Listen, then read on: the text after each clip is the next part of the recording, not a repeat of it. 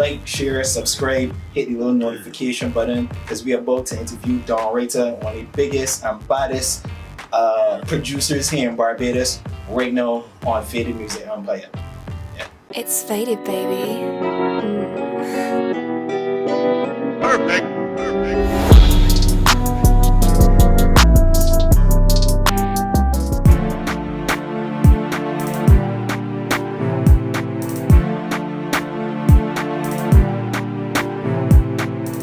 So we're here with Writa, as we mentioned before, one of the best producers here in Barbados. Produced a lot of different music in terms of calypso ways, also reggae, all sort of different music.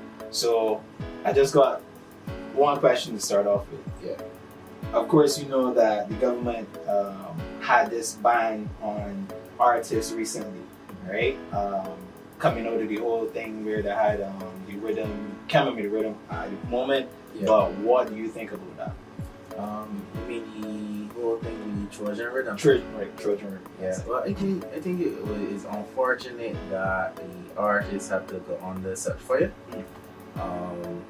You know, a lot of people say music is a form of expression. Right. You know, music is a form of expression, and sometimes people seem to think that artists responsible for the message that going out there, and while music does have a level of responsibility, I think they were putting too much responsibility on the artists. It's entertainment. Right. I mean, check slavery.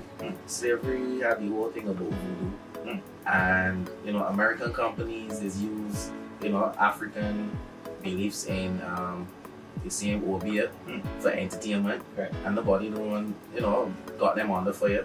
But we artists decide to entertain and sing about something that reflecting certain parts of society, and we just trying to shut it down. I think what needs to be done is address the real issue.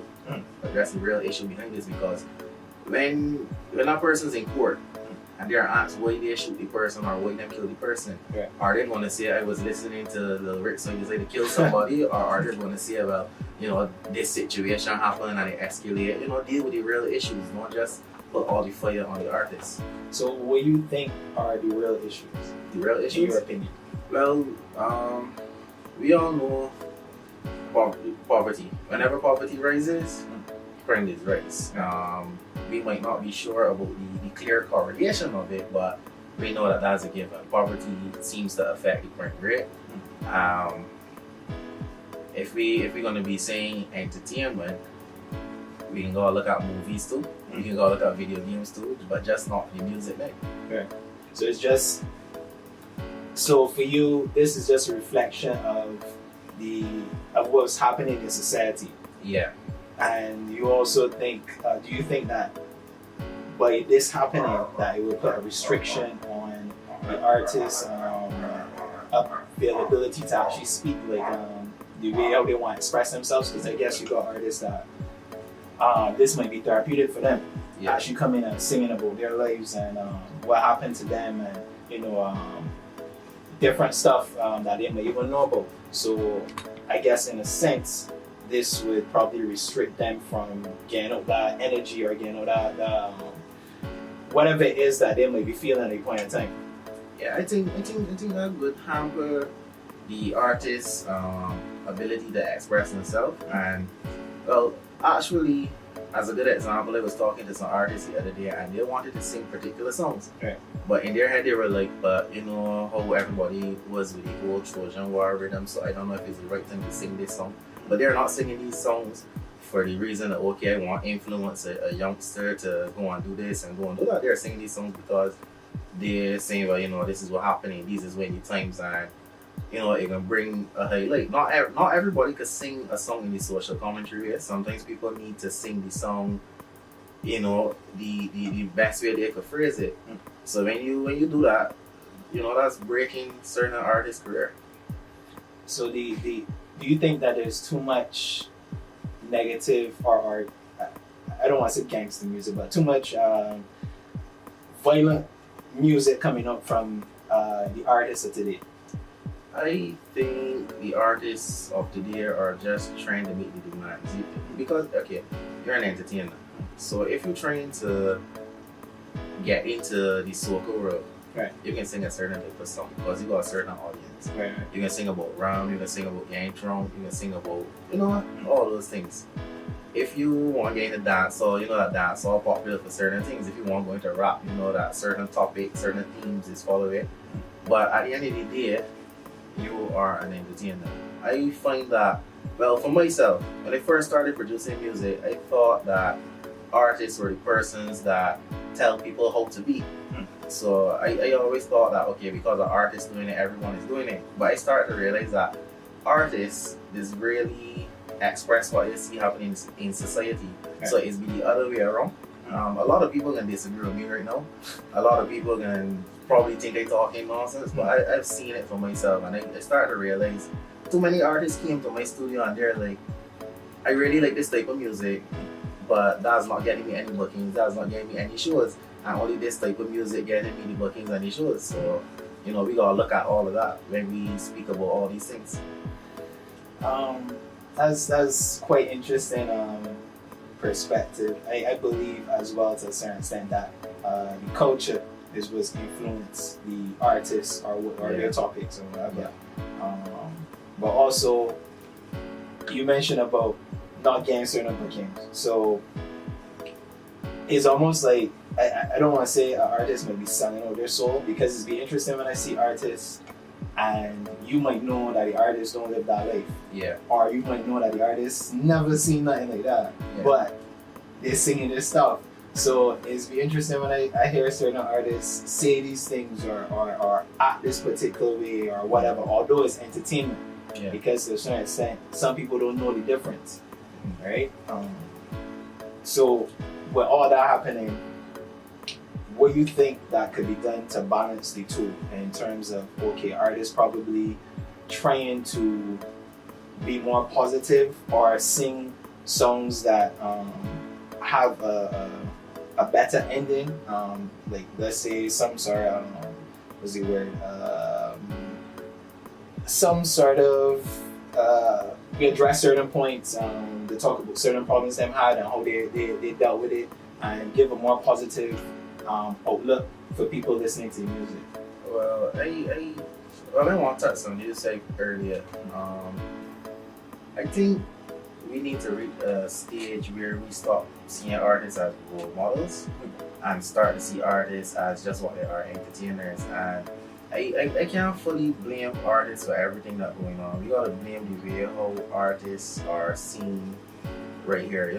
We keep looking at artists as role models, but we don't look at actors as role models. Well, don't let me say that. We shouldn't look at actors as role models, but if you get where I'm coming from though, if you watch a Terminator movie, Right. we're not going to be like, oh, that Terminator movie no come out, oh Lord, we got all these roles, but it ain't gonna be that big of a thing. But artists can come and sing, I agree to a certain extent because, but we have to deal with the reality that media influences, right? And if you have music constantly playing or whatever the case would be, of course it can influence heavy. So I remember, and I'll never forget this, I always remember when I was at secondary school and Eddie from mine came up with a song, Shorter Clothes Don't Wash with Gal and Do Beer. Yeah. And it was the silliest thing ever, right? I had lady song was kicks, whatever. Yeah. But I actually knew fellas who, when speaking about it, they said, like, yo, nah, boy, my clothes can't wash from my mother underwear or whatever. Yeah. So that's just a sugar, and that's on a minuscule level to me, right? Yeah. So if that could influence them to think like that, imagine what it could do to other people. But then I mean, we gotta go back to the root of the issue. Right. So the root of the issue is not really the music, because you listen to it and you didn't, act like these guys. These guys listen to it. Mindset. That is true. That is very true. I will also say that the other root of it is the parents to a certain extent. I mean, you can't get away from certain things that might be in your vicinity or where you live, right? But then that's where the parents come in to actually be like, all right, let me show you what you should and should not. Because I was thinking that just now. I was saying to myself, okay, you got one parent that, raised his son explain everything to the son, so the son know, okay, this is just a song. But then you got the other parent that just like, alright, you know what, this got you quiet, so I can play and let it go on. Right. So my issue is not really like that the artists sing these things, but my issue is just, you know, the artist under fire when is more to it than just the artist, you know. That's my whole thing, is more to it than just the artist, and we will be putting too much responsibility on the artist. Not saying that the artist don't have to carry a certain level of weight, but at the end of the day too, the same way how an actor could be an entertainer, you know, society's gotta start pushing artists more as entertainers too, and not like role models. Right. Rihanna is one of the biggest artists in the world right now. She's from Barbados, and you know, there was an interview when she once said she's not a role model. She's an artist, but she's not a role model. Eminem, we had the whole Eminem fiasco, and Eminem even had a song where he addressed, you know, it's not like my music, just tell the people, okay, go pick up a gun, shoot this body. So, as he said, until you could take me to court for that and win the case, because you know people have tried to sue him for his music, but until you could take me to court and win the case, just, you know, stop playing everything on the artist. I agree. I think the thing is, I think an artist can't get away from becoming a role model to a certain extent. Yeah. Because you input music, somebody can like it, somebody can start to like how you live in your life, whatever the case may be, and want to emulate it. And that's just it. So they definitely can't get away from, you know, influencing people. And then that's to also address like the point about artists living a certain lifestyle but then singing the opposite of how they live. You know, that's the back in the acting, like Arnold Schwarzenegger, is he really a robot? You know what I mean? Just saying. True. Just making the point, like we know that, okay, he's just an actor playing a robot. I watched an interview with Tommy Lee when everybody was scrutinizing him for the whole Uncle Demon facade that he took on. And he said in his interview that when you go to, let me say, theater school or whatever, or music school, because you know Jamaica got a lot more facilities for artists. I think that's something else too that kind of plays a role in this whole Trojan War issue. A place like Jamaica, they have schools for performing arts and that kind of stuff, and when they go, they learn, well, okay, when you're an artist and you go on the stage, you're a character. So when you come off the stage, you know, obviously you're a different person. Right. Not saying that some people don't take it to the extreme, but he was saying, you know, as a character, it's just something you take it on, so you don't mean like, okay, I'm a devil worshipper, I Satan's son, you know? It's the same thing as if you're watching a picture and somebody acting and playing the role of Satan, but he's not really Satan. I guess, as you said, people have to start look at musical artists as actors to a certain extent. And I guess I got a real nice point coming in. The funny part that might be happening is because most music would have probably been, and somebody could correct me, you know, in the comments if they want. I believe most music would have been born out of truth, right? So when you hear a person singing about, I don't know, there used to be like blah blah blah whatever, you think that, alright, this person actually speaking them truth, right? So when somebody else now comes and does that, and they live in our life, you can, you know, for me, I can see as, well, you know, you might not be, you're unrealistic, right? And we've never heard anybody died from acting, like performing a particular role, and they had beef, inverted commas, right? It's only in music you hear them sort of things happening, right? So I think music is be a little more serious because people more see music as, all right, you living truth, you're actually speaking what you have done before and these different things like that. All right, well, let me look at it from this angle. Because I got 3 points here going to make, right? The first point is Eminem's interview. He had an interview after Tupac died, because, you know, he did the mashup with Tupac and Biggie Small. Right. And he said that he learned a lot from rapping, from paying attention to Tupac, because Tupac taught him that, you know, you exaggerate something. So you have an artist saying that in music, you're using literary device, exaggeration, you know, to make the music sound, you know, give it more feel or whatever. So that in itself shows theater right there. Right. Another point now is when artists die in beef, Is it that these are gangsters that, because you gotta ask yourself all these questions before just, and that was my whole thing about the band with the Trojan War, that you gotta ask yourself all these questions before you jump at artists. Are these gangsters that decided to start singing Right. that had beef before, or did the music cause the beef? You understand? Okay. And I can't disclose certain things that I might know, but in a lot of situations, I know that it wasn't music that Right. started beefs. Right. That's Beef all I came can first. say. Yeah. Right. So if you got two artists and they're gangsters and they're from this neighborhood and that neighborhood and them at it, we still can't blame the music. True. I think education is another important thing, because a lot of people don't know these little things of alright, this is what's come first, and then the beef is only get put on record or whatever. Yeah, And, correct. It's like the same thing, because he was asking me earlier too about artists, if artists should highlight more positives, right? But what I find with a lot of humans is that we tend to pull the negative over everything we can find. So no matter how positive something is, there's always the negatives that get drawing.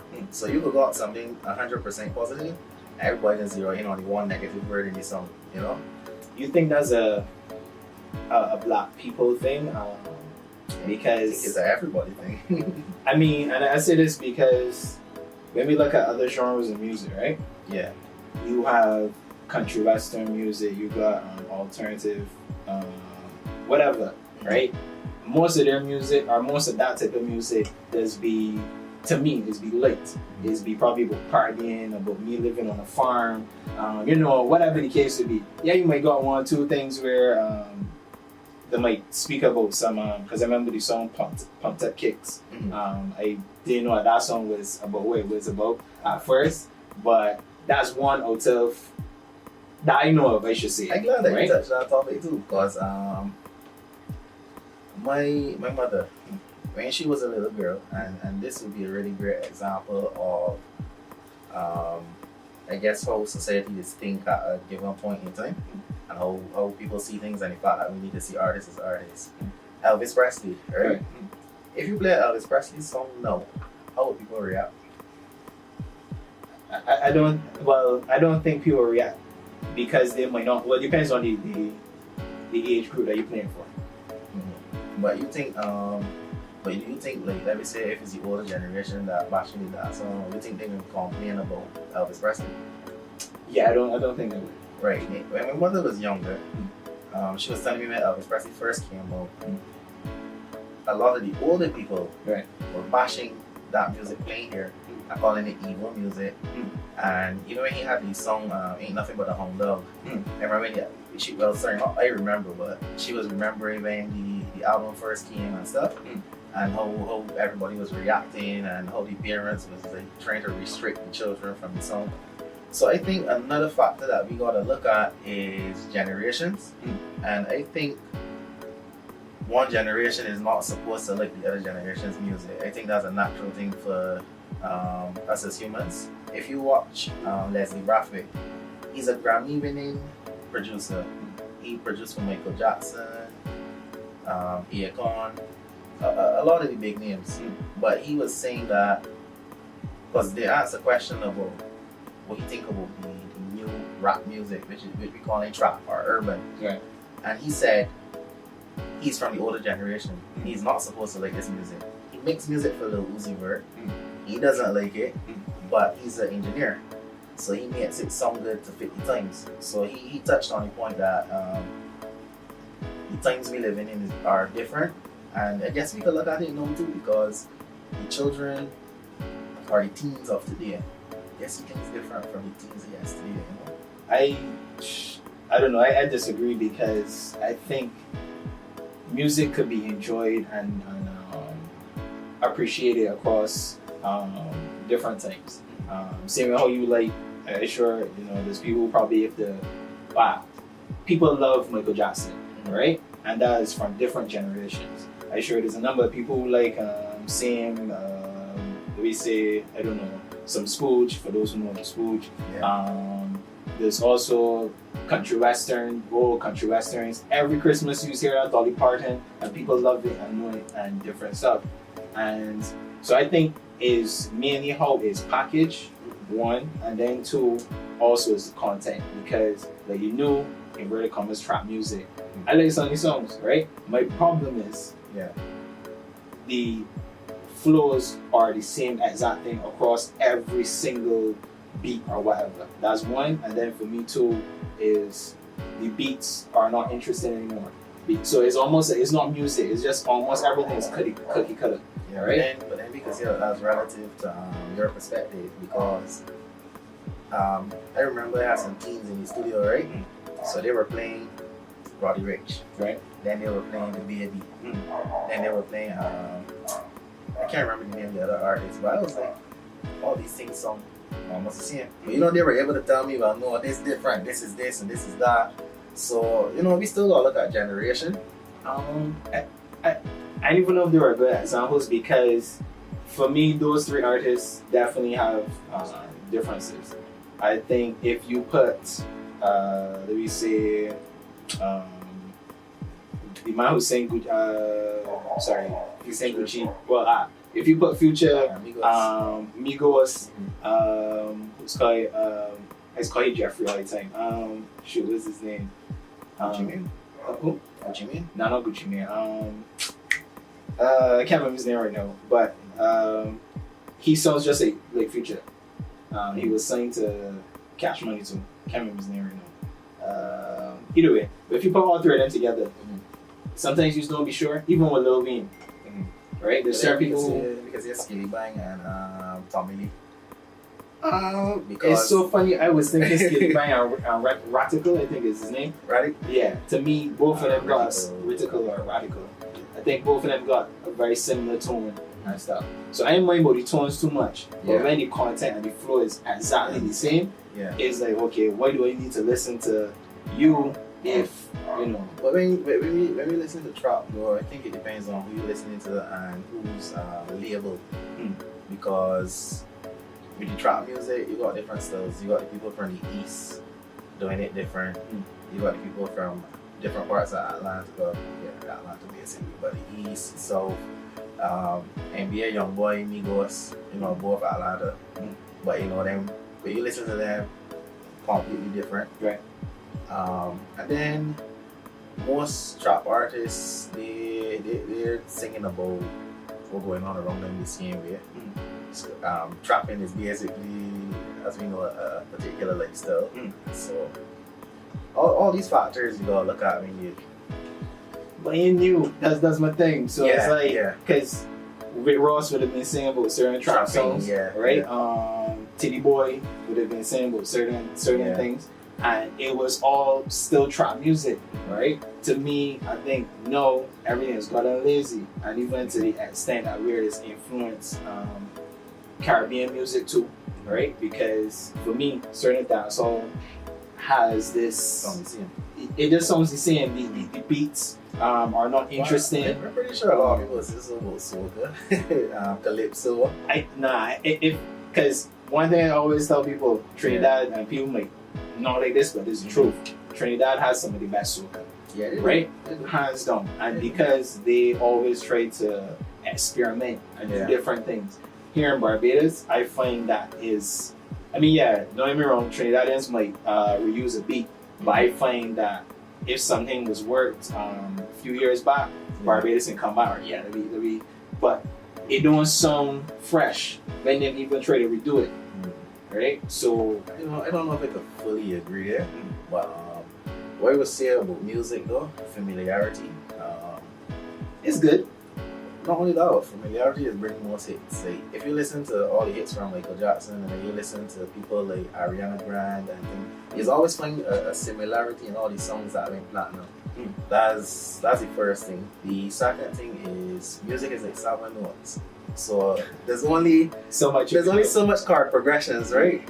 And if you listen to Trinidadian soca, Barbadian soca, St. Lucian, you know, you can always identify, like, let me say 80% of the time that, okay, this song will come from Trinidad, this song will come from Barbados. So is it really that different? or is it that it's different from what Barbados had, different to what St. Lucia has? You know. Well, for me, how I identify is, as you mentioned, in a sense, the beat, Yeah.